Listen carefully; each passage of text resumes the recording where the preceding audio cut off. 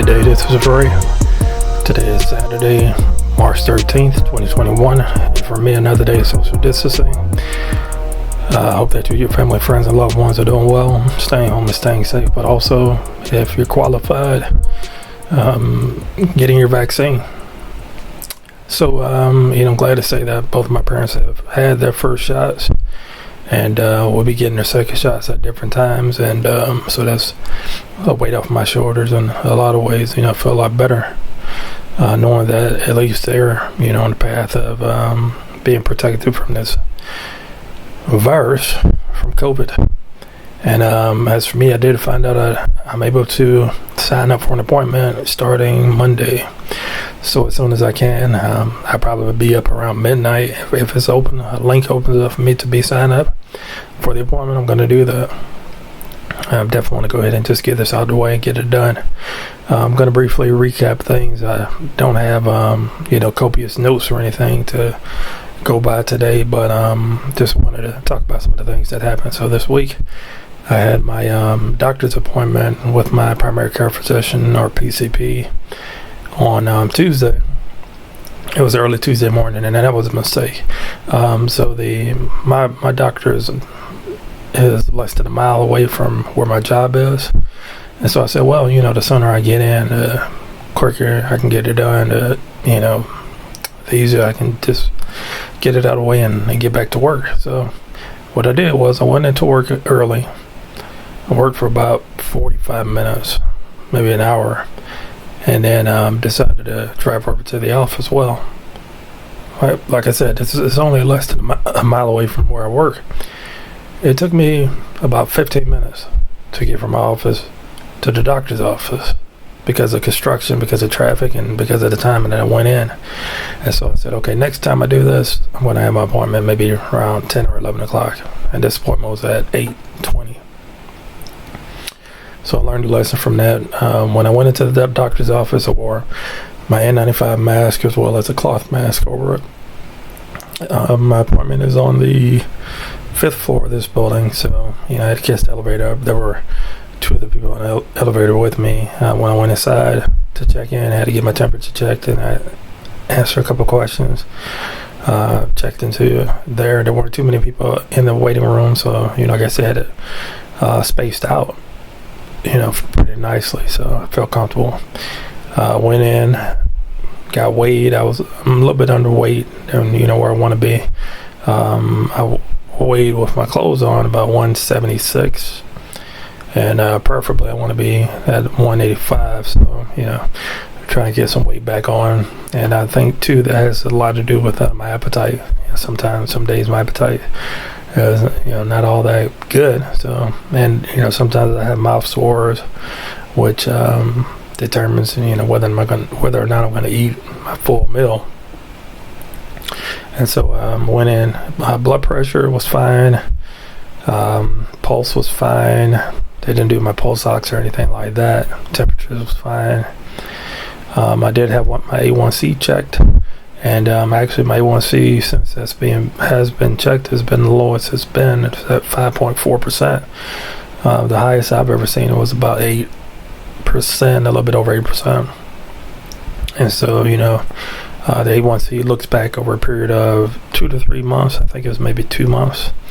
And that's a good accurate reflection because I'm staying away from a lot of sugar.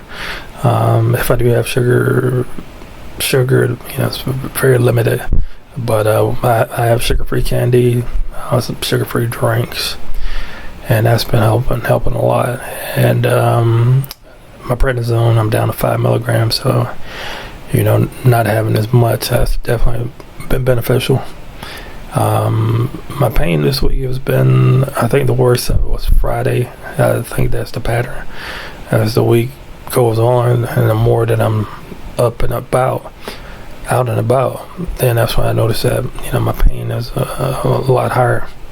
And that was definitely the experience last night. My hands were hurting pretty bad. My elbows, I do have icy hot patches, so I put that on, as well as I use the Voltaren gel, which helps temporarily. I don't just have arthritis. I have, the arthritis is being caused by lupus. I get that, but it's not a pain that I wish on my worst enemies. Okay, so enough of that. But the point of my video, and I'm 5 minutes into this, I apologize. Is I got a surprise bill on Tuesday morning. I'm sorry, Tuesday after work. I noticed that I had an envelope. It was from AMR, American Medical Response, and I recognized that to be an ambulance bill. Opened it up, and sure enough, it was from the ambulance ride that I took last year in February from my job to the hospital. What I didn't realize until actually yesterday is that the ride from my job to the hospital that I went to was 0.8 miles, less than a mile. The bill that I got that they were asking for was for $1,300. Now the total bill itself was $1,900, over $1,900, and I'm like, you got to be kidding me! For a less than a mile ride, almost $2,000. And included in that was their base charge, and then EKG, and the miles. And if I remember, the miles was $30, and the EKG was around $157, and then the rest of it was the base charge. And so I remember last year when I first got the bill, of course, I was angry, to see that I had to pay that entire amount, because it was put towards it as it being out of network. And my out of network deductible, I think it was $3,000. So I would have had to have paid that entire $1,900, and I still wouldn't have met the entire deductible for the out of network cost. And so, I reached out to a friend of mine who works in the industry, and she said, you need to fight it. And I said, okay, how do I do that? And then she explained to me, go to the doctor, get a doctor's note saying that you were incapacitated and you didn't have a choice of which ambulance to use, whether it was in network, out of network. And so I did that. Got the letter from my doctor, basically because at the time that it happened, I blacked out and I woke up in an ambulance. And, now looking back, I don't think it really matters anymore, especially because I had a conversation with my insurance carrier. I'll get to that. So anyway, it worked out.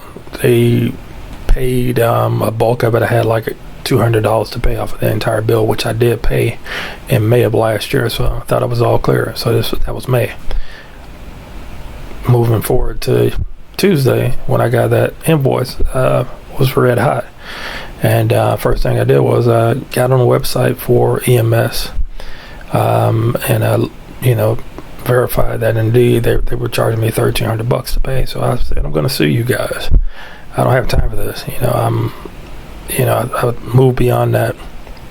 And I did everything I was supposed to do. I keep all my invoices, so I went to my folder, pulled the invoice, and showed sure enough that it was paid. I stamp it and put paid and put the date on it. And so the next day, and the first thing in the morning, as soon as they opened up, I called and said, hey, what's this bill about? This bill was all paid off, and the representative wasn't helpful. I said, let me speak to your supervisor. And even still, he was trying to ask me questions about it, and I said, I don't have time for this. I said, as soon as you can, get this message to your supervisor. And he said, it's going to take 30 days. And I was like, no, it's not. I'm going to get this resolved ASAP. And I was angry. I told him, I was like, look, this is not against you. This is against your company and your practices. I will get back in touch with you. So I hung up, got in touch with my health plan, and talked to them about it. Said, hey, they're trying to charge me $1,300 for this thing, even though I know this has been paid off. And it wasn't a long conversation, but the rep told me, it's like, yeah, sure enough, we're going to pay that balance. And they explained to me that pretty much all ambulance services are considered out of network. That happens, but then they charge it in network. And because I had met my deductible, they paid 90% of it, and I had to pay 10%, which was the $200 roughly. And so they went ahead and reprocessed it. And as of Friday, it's all been resolved. The insurance company is going to pay that remaining balance off, and that's going to be behind me. But, so it's just so frustrating to know that the system is set up in such a way that, the patient has to deal with the burden of, trying to get this figured out. If I can't speak for anybody else, but I imagine that some people, they'll see that bill and think, I've got to pay all that. I've got to pay that, and whatever it takes to do it, I've got to get it done. Well, I had enough knowledge and enough anger to seek out, alternative ways and figure out how to get this thing paid. And if I had to sue the company to do that, so be it. Fortunately, I didn't have to do that. But long story short, I went to the source. I went to my plan, discussed it, figured out what it would take to be able to get this thing paid off, and got it paid off. So that bill was behind me. Now, the one thing I want to tell you to do is keep your invoices, even if it's for a period of 2 to 3 years. Hold on to it until that's fully taken care of, and then you can get rid of it. You can shred it. So that was crazy. But 0.8 miles, $2,000 for an ambulance ride. I told my coworkers, I said, if that happens to me again, Uber. But the fact that it was 0.8 miles, they could have rolled me out in a chair, through traffic, got me to the hospital, and it would have been all good. So I think that's enough. I've talked enough about that. I do want to say that I'm working on my budget currently. I'm working on having a better understanding of sinking funds. I just created another tab in my budgeting spreadsheet dedicated to sinking funds.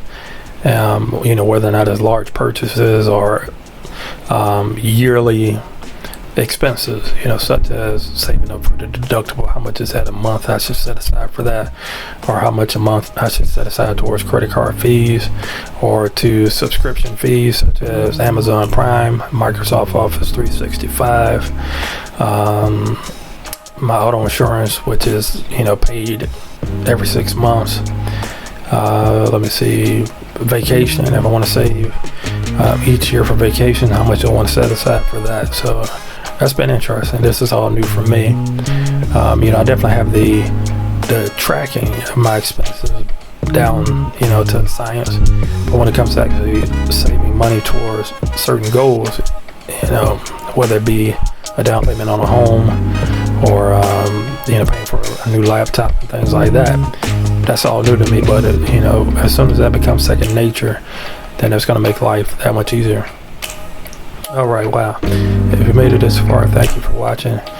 Feel free to like, comment, subscribe, hit the bell for notifications when my newest videos are posted.